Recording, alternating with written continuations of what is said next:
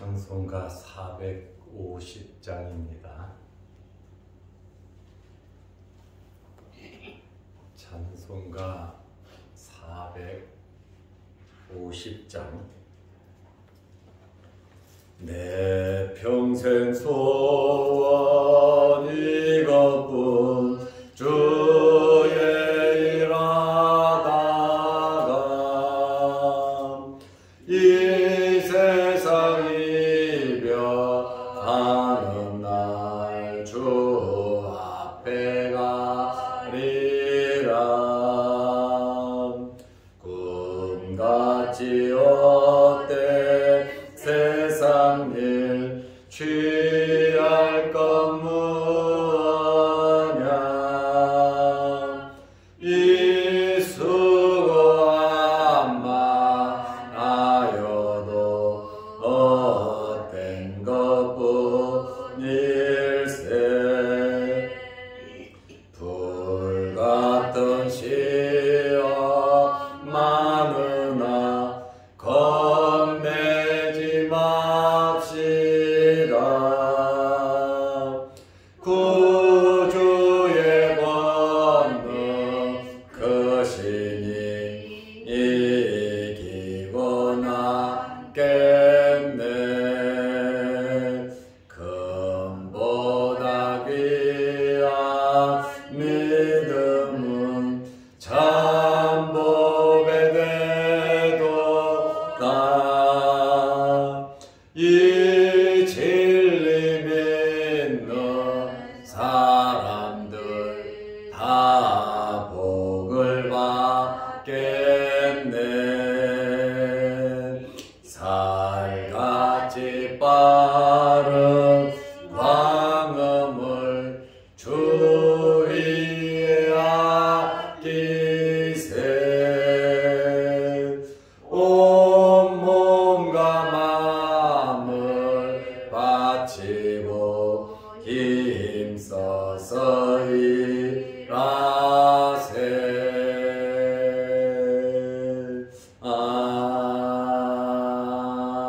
아멘.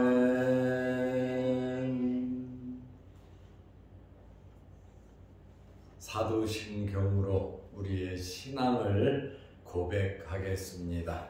전능하사 천지를 만드신 하나님 아버지를 내가 믿사오며 그 외아들 우리 주 예수 그리스도를 믿사오니 이는 성령으로 대하사 동정녀 마리아에게 나시고 본디오 빌라도에게 고난을 받으사 십자가에 못 박혀 죽으시고 장사한 지 사흘 만에 죽은 자 가운데서 다시 살아나시며 하늘에 오르사 전능하신 하나님 우편에 앉아 계시다가 저리로서 산자와 죽은 자를 심판하러 오시리라. 성령을 믿사오며 거룩한 공회와 성도가 서로 교통하는 것과 죄를 사하여 주시는 것과 몸이 다시 사는 것과 영원히 사는 것을 믿사옵나이다. 아멘. 하나님의 말씀 마가복음 14장 60절에서 62절 말씀까지 보겠습니다. 대제사장이 가운데 일어서서 예수에게 물어 이르되 너는 아무 대답도 없느냐? 이 사람들이 너를 치는 증거가 어떠하냐 하되 침묵하고 아무 대답도 아니하시거늘 대제사장이 다시 물어 이르되 내가 찬송받을 이의 아들 그리스도냐? 예수께서 이르시되 내가 그니라. 인자가 권능자의 우편에 앉은 것과 하늘 구름을 타고 오는 것을 너희가 보리라 하시니. 아멘. 62절 말씀까지 보았습니다. 예수님께서는 죄가 없으셨습니다. 죄도 없으신 예수님께서 억울하게 잡혀서 끌려 대제사장의 관저까지 가셨습니다. 그리고 이들은 예수님을 죽일 증거를 그때서야 찾고 있었습니다. 죄가 없으시다는 증거이죠.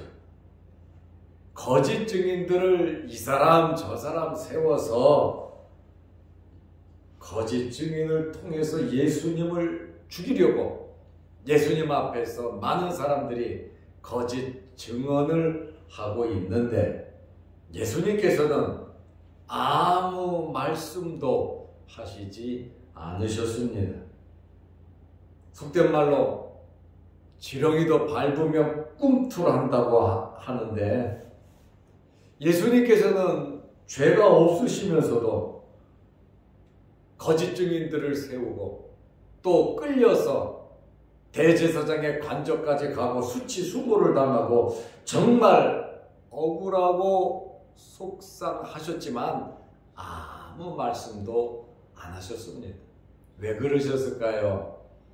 예수님께서는 이미 겟세마네 동산에서 기도하시고 하나님께 모든 것을 맡기셨기 때문에 참고 견디고 계셨던 것입니다.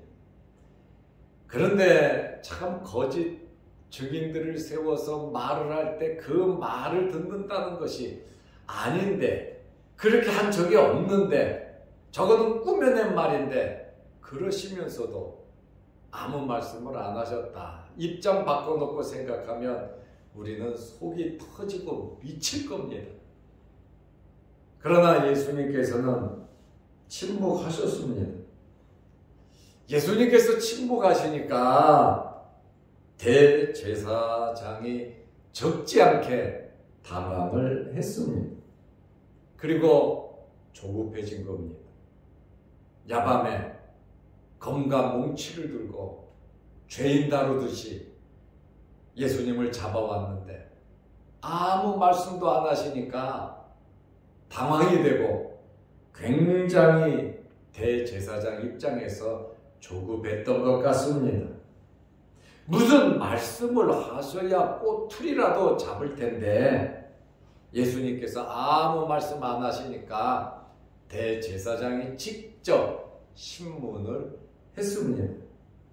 마가복음 14장 60절 말씀을 보면 대제사장이 가운데 일어서서 그저 가만히 듣고만 있다가 예수님께서 아무 말씀을 하시지 않으니까 그가 벌떡 일어섰습니다. 예수에게 물어 이르되 너는 아무 대답도 없느냐? 저 말을 듣고 아니면 아니다, 기면 기다, 변명이라도 하라는 거예요. 대사장 입장에서 법원에서 법으로 말하듯이 반론권을 주는 것이다. 이게 반론권을 주려고 하는 겁니까? 죄 없는 사람 잡아다 놓고 거짓 증인 세우고 억지 말을 하면서 왜 말 안 하냐? 너 무슨 말이라도 해라. 이게 반론권을 주려고 하는 것이 아니라 말을 하면 그때 꼬투리를 잡으려고 하는 악의적인 의도가 그 속에 숨겨져 있었습니다. 이 사람들이 너를 치는 증거가 어떠하냐 하되 야, 너 지금 말을 다 듣고 너를 지금 공격하고 있는데 너를 나쁜 놈이라고 말하는데 이 사람이 말하는 그것이 너는 어떠하냐? 네 생각은 어떠하냐? 하고 물어요.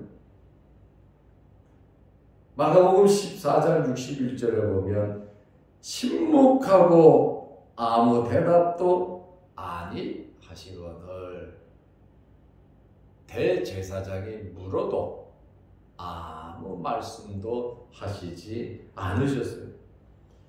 이사야 53장 7절 말씀의 예언이 성취된 것입니다.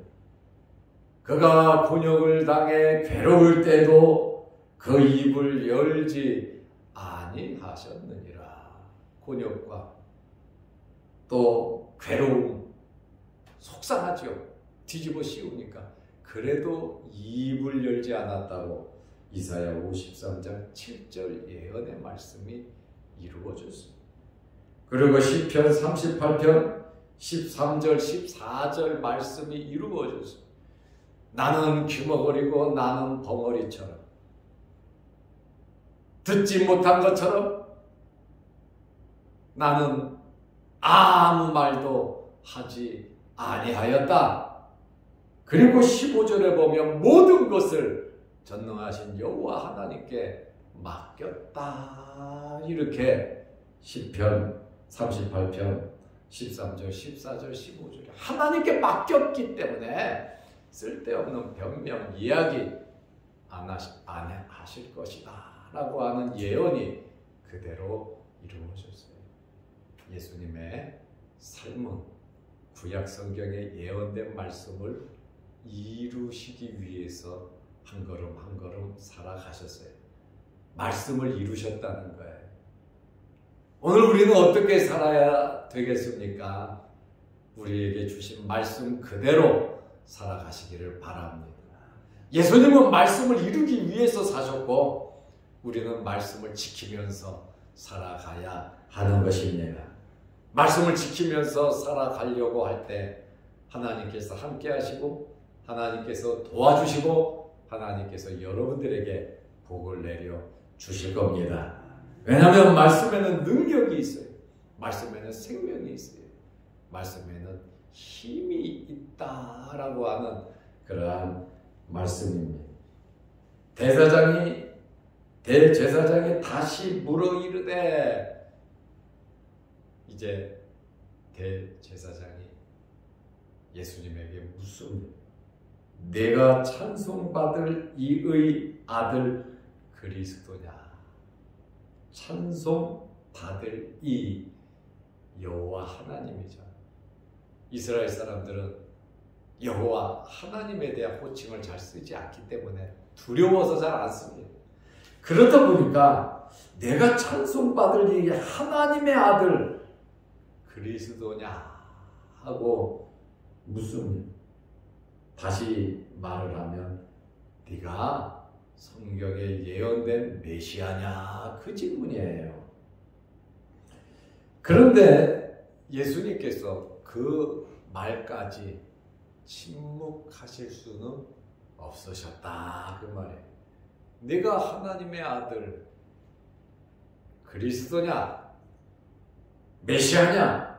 하고 질문을 하죠. 예수님께서 마가복음 14장 62절에 보면 이르시되 거짓 증거를 할 때는 한마디도 안 하시더니 내가 하나님의 아들 그리스도 메시아냐라고 묻지요. 마태복음 26장 64절에 보면 내가 말하였다. 네가 잘 말했다. 내가 하나님의 아들 그리스도다. 내가 메시아다. 그 말이죠. 오늘 62절에는 내가 그니라 말씀을 하십니다. 내가 그니라. 내가 메시아다. 내가 그리스도다. 확실하게 예수님께서 말씀하셨습니다. 그리고 이 말씀만 하신 게 아니에요. 그리고 우리 기독교의 진수, 우리 기독교의 교리, 우리가 생명같이 믿고 있는 말씀을 하셨어요. 62절 말씀에 보면 내가 그니라 하시고 인자가 권능자의 우편에 앉은 것과 나는 권능자 하나님 우편 보좌에 앉을 것이다. 이 말씀을 보면 너희들이 나를 죽이지만 나는 부활하여 승천할 것이고 승천한 후에는 하나님 보좌 우편에 앉을 것이다. 그리고 하늘 구름을 타고 오는 것을 너희가 보리라. 다시 재림하는데 그냥 오시는 것이 아니라 하나님 보좌 우편에 앉아 계시다가 하늘 구름을 타고 내가 오는 것을 너희가 보리라. 예수님께서 만왕의 왕으로서 다시 재림하실 것을 말씀하셨어요. 이미 다니엘서 7장 13절에 인자에 대한 말씀이 있거든요. 인자는 메시아거든요. 그래서 인자가 이렇게 예수님께서 자기 자신을 인자라고, 구약에 예언된 인자라고, 메시아라고, 그리스도라고 예수님께서 직접 말씀을 또 하셨단 말이죠. 그리고 하늘 구름을 타고 오는 것, 예수님의 재림을 말씀하셨어요. 구약 성경에 성경을 연구하는 사람들은 이 내용을 알거든요. 그리고 대제사장 정도 되면 성경에 대한 일반적인 지식이 있다고 말해요. 그런데 그들의 지식은 인간적인 지식이죠. 메시아면, 그리스도면 왕궁에서, 왕족에게서, 좋은 환경에서 태어날 줄 알고 있었죠. 그러나 그것과 전혀 다르게 육신을 입고 오셔서 고난받는 메시아, 그리고 자기들을 두둔하지 아니하고 자기들의 잘못을 지적하고 하나님의 말씀을 전하니까 지글지글하게 예수님을 싫어했다는, 그러니까 그들이 교만하고 기본적인 것은 알고는 있지만 믿지는 못한 거죠. 믿는다 해도 그들의 영적인 눈이 어두워서 메시아를 발견하지 못했다는 겁니다. 우리도 신앙생활하면서 말씀을 발견하지 못하고 말씀을 깨닫지 못하고 하나님께서 원하시고 하나님께서 기뻐하시는 뜻을 모른다면 우리도 이들과 다를 바가 없다는 겁니다. 그래서 우리는 영적인 깨달음이 있어야 되고 우리의 영안이 밝아져야 됩니다. 하나님의 말씀을 근거해서 하나님의 말씀으로 무장해서 하나님의 말씀대로 우리는 가정생활, 신앙생활, 사회생활을 해야 하는 겁니다. 메시아가 자기 눈앞에 있음에도 불구하고 하나님의 아들이 자기 눈앞에 있음에도 불구하고 거짓 증인들을 세우고 군인들을 보내서 강제로 끌고 오고 그리고 어떻게든지 죽이려고 하고 내가 그리스도냐고 물어싸고 이렇게 영적인 감각이 없으면 모른다는 거예요. 저와 여러분들은 이렇게 되지 마시기를 축원합니다. 참다운 올바른 신앙생활 우리가 이 땅에서 살면 얼마나 살겠습니까? 정말 미래가 보장되는 것은 이 말씀 아닙니까? 예수님의 말씀. 그런데 예수님의 말씀은 그대로 이루어지고 있습니다. 말씀이 안 이루어진 것이 없습니다. 침묵하시던 예수님께서 메시아이심을 밝히 말씀하시면서 부활, 승천, 하나님 보좌 우편 그리고 재림을 말씀하셨는데 우리도 이러한 주님의 말씀을 마음에 새기면서 확신을 가지고 살아가시기를 바랍니다. 이것도 아니고 저것도 아니고 눈에 보이는 이 육신의 일에만 우리 모든 것을 올인해서 종교 지도자들처럼 이렇게 살아가서는 안 되겠다라고 하는 그러한 말씀입니다. 그래서 우리는 하늘나라의 소망을 가지고 살아야 합니다. 미래를 바라보면서, 저 천국을 바라보면서 주님 앞에 설 때를 생각하면서 누구든지 나를 따라오려거든 자기를 부인하고 자기 십자가를 지고 따르라고 말씀하셨어요. 누구든지 으뜸이 되고자 하는 자는 종이 되어 섬기는 자가 되어야 한다고 예수님께서 말씀하셨어요.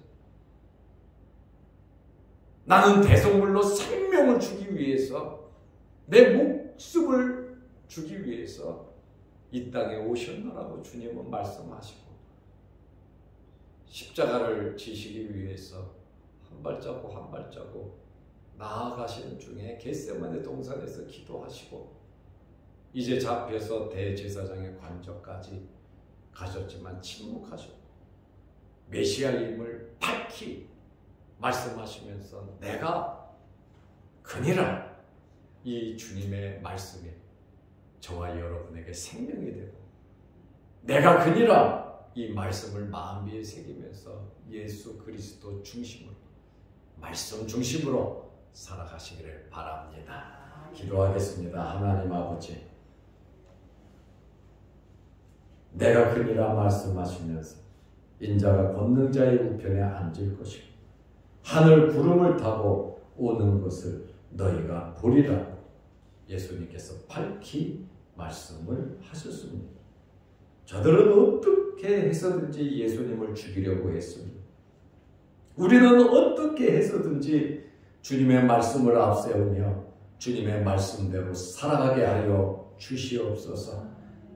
세상 바라보지 말고 하나님 바라보게 하시고, 예수님께서 겟세마네 동산에서 기도하시고 하나님께 복종하셨듯이 우리의 삶 또한 눈물과 통곡으로 기도하면서 살아가게 하여 주시옵소서.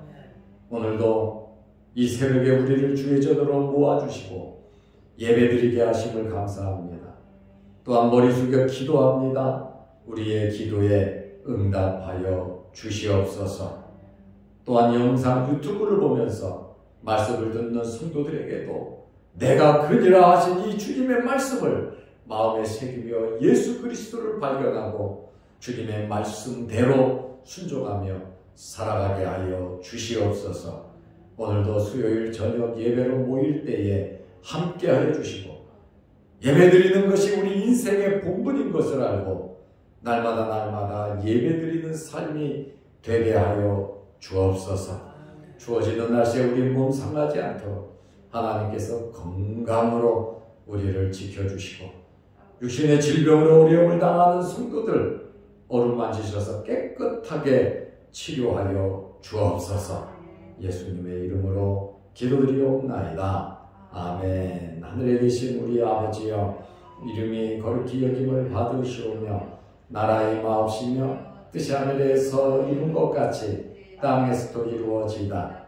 오늘날 우리에게 일용할 양식을 주옵시고 우리가 우리에게 죄 지은 자를 사하여 준 것 같이 우리 죄를 사하여 주옵시고 우리를 시험에 들게 하지 마옵시고 다만 악에서 구하옵소서.